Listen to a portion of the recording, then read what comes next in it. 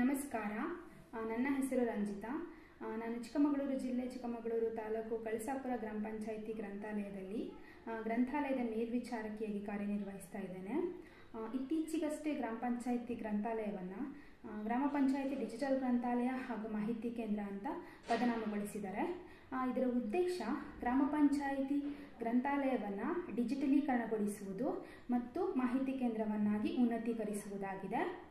ಅದಕ್ಕಾಗಿಯೇ ಶಿಕ್ಷಣ ಫೌಂಡೇಶನ್ ಮತ್ತು RDPR ಸಹಯೋಗದೊಂದಿಗೆ ಗ್ರಾಮ ಡಿಜಿ ವಿಕಸನ ಅನ್ನೋ ಕಾರ್ಯಕ್ರಮವನ್ನು ಅನುಷ್ಠಾನಗೊಳಿಸಿದ್ದಾರೆ.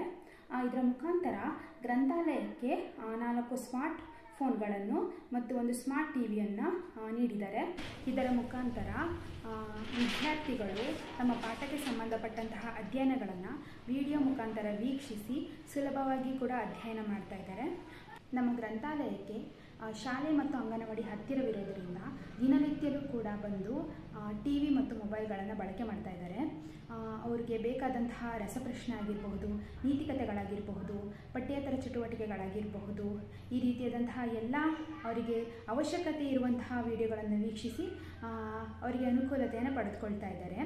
ಕೇವಲ ವಿದ್ಯಾರ್ಥಿಗಳು ಅಂತ ಅಲ್ಲ, ಸಾರ್ವಜನಿಕರಿಗೂ ಕೂಡ ಅವರಿಗೆ ರೈತರಿಗೆ ಸಂಬಂಧಪಟ್ಟಿರೋದಾಗಿರ್ಬೋದು, ಪಾಲಿಟಿಕ್ಸಿಗೆ ಸಂಬಂಧಪಟ್ಟಿರೋದಾಗಿರಬಹುದು ಅಥವಾ ರಸಪ್ರಶ್ನೆ ಆಗಿರಬಹುದು, ಈ ರೀತಿಯಾದಂತಹ ವಿಡಿಯೋಗಳನ್ನು ವೀಕ್ಷಿಸಿ ಅನುಕೂಲತೆಯನ್ನು ಪಡ್ಕೊಳ್ತಾ ಇದ್ದಾರೆ.